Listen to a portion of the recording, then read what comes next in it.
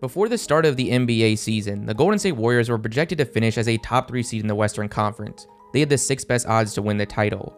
But flash forward to today, just over a quarter through the regular season, they now have a less than 3% chance to win the title, which is actually pretty solid considering they're only being given a 42% chance to even make the playoffs. It's safe to say the Vegas odds have completely changed, especially the awards. Sixth Man of the Year is always really hard to predict coming into the season, as we just don't typically know where most of these players will be in the rotation.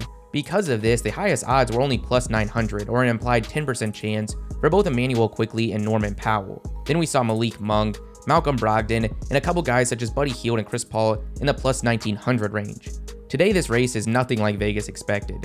You still have some familiar faces. Quickley has gone down slightly to plus 1000, Monk's just ahead of him. But then we've got some big risers. Cole Anthony is sitting with an implied 12% chance after starting the year averaging 15 points and 4 assists, shooting with really solid splits off the bench. He's played a massive role in the Magic, being one of the bigger surprises of the season, currently sitting as the 4th seed. He's making a strong case, but right now, there's 2 guys clearly leading the pack. You've got Tim Hardaway Jr. at plus 350, or a 25% chance. The Mavericks have been beating expectations, and so far Hardaway has come off the bench in every game while averaging 18 points. When it's all said and done, he'll likely be leading the league in bench scoring, but so far that hasn't been enough to hold on to the odds-on favorite spot. That currently belongs to Austin Reeves, someone few expected to be in this role coming into this season, and for good reason. He just started all 16 games in the Lakers' run to the Western Conference Finals, averaging 17 points and 5 assists on really solid splits. But after a slow start this year, where through 8 games he was averaging an inefficient 13, the Lakers decided to have him come off the bench, which as of right now looks like a great decision. From that point on, he's averaged 16, 5, and 5, shooting 50% from the field and 39% from 3. If there wasn't that risk that he eventually returns to the starting lineup, his lead would likely be a lot wider than this. This season, I've been having a ton of fun cooking up entries on today's sponsor, Prize Picks, a super simple sports pick'em platform that's legal in over 70% of states. All you have to do is pick more or less on certain stats. For hear this, now up to 100 times your entry. They've now rolled out Demon and Goblin squares. Demons are more than the normal square and Goblins are less. They can be combined with each other or with the normal ones for different payouts. If you go with 6 demons and you get them all right, you're gonna win 100 times your entry. They've also got a free square going on for Christmas Day where all you need is Kevin Durant to get a single point. That's the first thing going in my next entry. Then I gotta go with some demon squares, so I'm going DK Metcalf and DeAndre Swift. Then I'm rounding it out with some more NBA. Trae Young, Kobe White, Koulibaly points. All this happens, my 25 becomes 1,175. If you guys want to cook up some of your own entries, if you go to the link in the description and use my code Jimmer when you sign up, they're going to match your first deposit up to $100. Thank you Prize Picks for sponsoring today's video. Defensive Player of the Year is typically the same cast year to year. Jaren Jackson Jr., last year's winner, came in as a slight favorite, with Evan Mobley just behind, followed by Giannis, AD, and Bam Adebayo. Today, we've still got some familiar faces, but we now have some clear leaders. The third best odds are just plus 2,000, or a less than 5% chance, where you see both the members of the Bucks front court and a rookie in Chet Holmgren. Ahead of them, it jumps all the way to plus 300 where you have Anthony Davis, before you see the heavy favorite sitting at minus 110, or a 50% chance, Rudy Gobert. For people that weren't paying attention to the odds coming into the year, seeing Rudy up here might not be surprising at all. I mean, he's won the award 3 times already. But after a really disappointing season for both him and Minnesota a year ago, his chances didn't look great. He came in at only plus 2,000. But right now, being at the core of Minnesota, having one of the top defensive units in the league, and currently on pace to finish as one of the top seeds in the West, it's going to be hard to take the award from him. As always, the Most Improved award came in with the odds all over the place. No one was given even an implied 10% chance. The best odds were Mikal Bridges at right around 9%, followed by Cade Cunningham, Tyrese Maxey, Austin Reeves, and Scotty Barnes. Despite us still being really early into this season, this award has already gone from the least predictable to the most clear. It actually has the biggest favorite of any of the awards right now. You've got some guys with decent chances. Kobe White's been on fire lately, he's jumped into the mix. Halliburton and Scotty Barnes sit with 11% chances. Then just ahead of them is Şengün, but he's still only at plus 550. Right now the lead is clearly in the hands of Tyrese Maxey, who sits at minus 139, or an implied 58% chance at taking it home. The 76ers have come out of the gate on fire, and no factor is greater than Maxey breaking out into becoming one of the top guards in the league. He's averaging 26 points, 4 rebounds, and has been turning heads with his nearly 7 assists a game while shooting with 46-40 splits. Now Maxey would definitely be a deserving winner, but this is the one award that's odds really have me scratching my head. Having Maxey as a favorite makes a lot of sense, but not having Halliburton right there with him, not even giving him the second best odds, is hard to understand. He's exploded to 26 points a night, shooting with pretty much 50, 40, 90 splits, while putting up historic levels of playmaking production. A league-leading 12 assists paired with less than 3 turnovers. I've got a feeling this is going to become a much more fun race than these odds are currently suggesting. Coming into this season, Rookie of the Year was projected to be a clear 3-man race between Victor Wembanyama, Chet Holmgren, and Scoot Henderson. Wembanyama had a significant lead with a 41% chance, nearly doubling the next closest implied probability. But outside of those three, no one was even given a somewhat reasonable implied chance. After Scoot, it jumped to plus 2,800, or an implied just 3% chance for the second overall pick Brandon Miller. Then it was Amin Thompson and Cam Whitmore tied at less than 2%, before the odds just skyrocketed. Flash forward to present day, and we've still got some clear favorites, but we've also seen a lot of change. Only a quarter through the season, and it's now just a 2-man race with no signs of that changing. Scoot Henderson is now completely out of the running. His chances sit at, well, pretty much 0.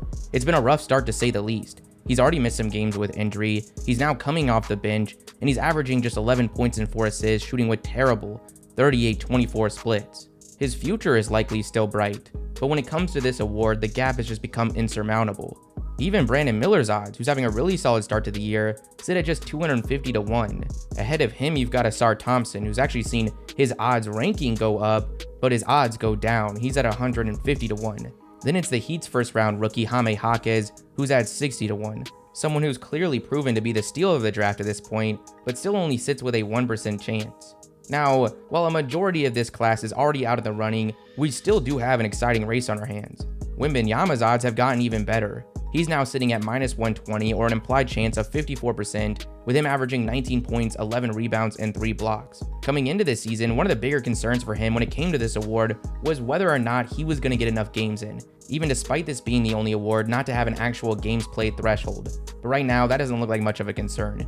He's played 24 of San Antonio's 25 games. He's gonna have a very strong case. But while his odds have gone up, his lead has pretty much vanished.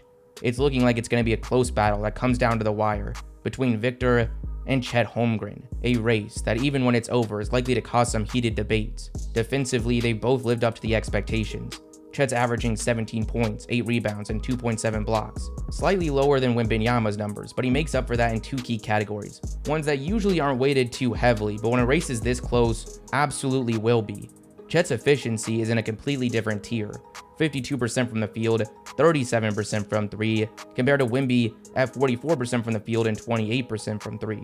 The two are also experiencing polar opposite levels of team success. The Spurs are at the bottom of the Western Conference with just 4 wins. As of the time of this recording, OKC is at the top of the Western Conference, currently sitting with a record of 16-8, good enough to be the 2nd seed.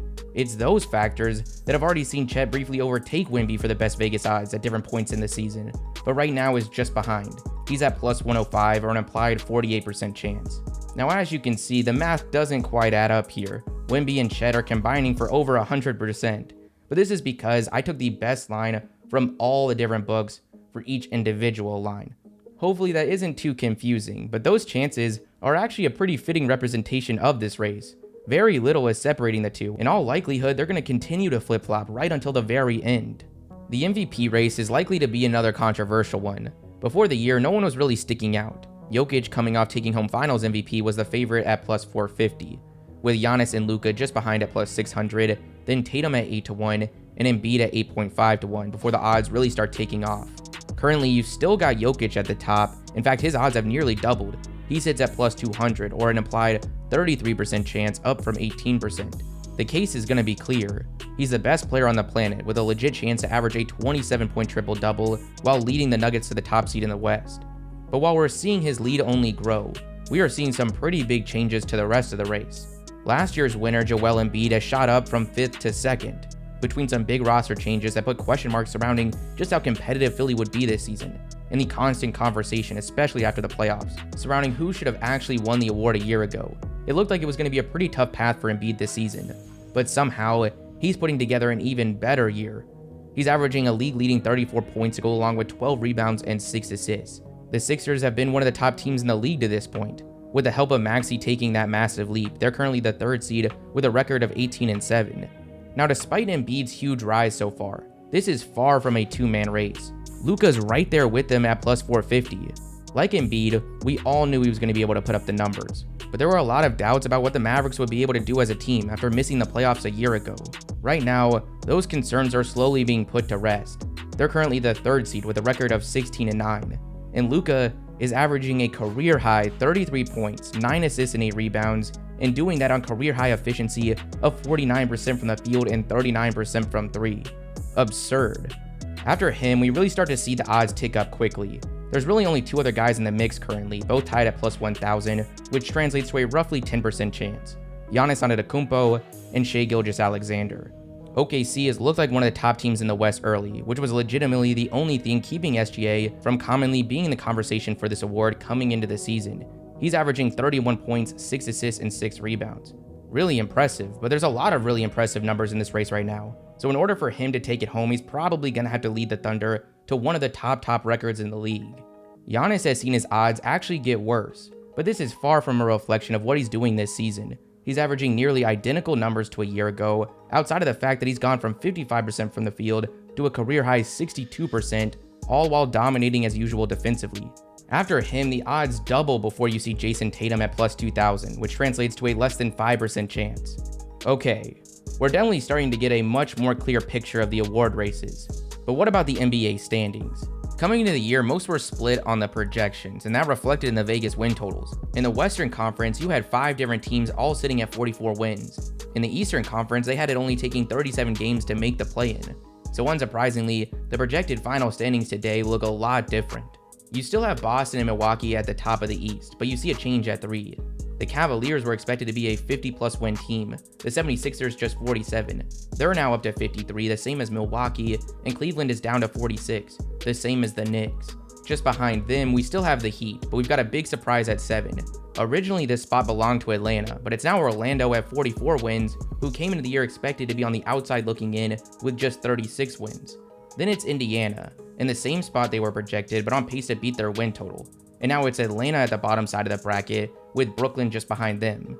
The Western Conference is where we see the biggest change. The Nuggets are still expected to have the top spot, but they're just barely ahead of Minnesota at 53 wins, a team that came into the year projected to be in the play-in. They were in that group at 44 wins.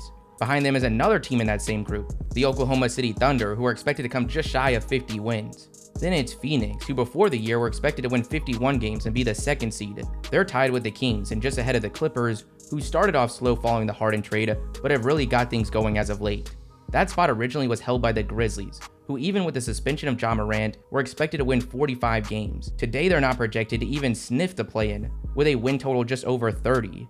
Then you see the Lakers, right at their preseason win total, but now in the play-in with the conference as a whole beating its win projection. Then it's Dallas, who came into the year with a win total outside the top 10. Then it's the Pelicans right at their projection, and Houston, who were expected to beat their original win total by 10 wins. This would obviously put Golden State on the outside looking in. Now those spots right now are very close. Keep in mind, this is all as of December 18th. Every loss or win for Golden State, New Orleans, Houston is going to affect the odds drastically. But what does all this mean for the championship odds? Well, at the top we're starting to see the Celtics begin to separate themselves. Milwaukee's fallen slightly, they're now at 3 with Denver at 2. We've also seen the Suns, Lakers, and Warriors see pretty significant drops, with the 76ers and Clippers on the rise. The Mavericks, despite beating their regular season expectations, are pretty much in the same area, but the Timberwolves have skyrocketed to being right there with them. And that's it. That's pretty much all the odds for the rest of the season.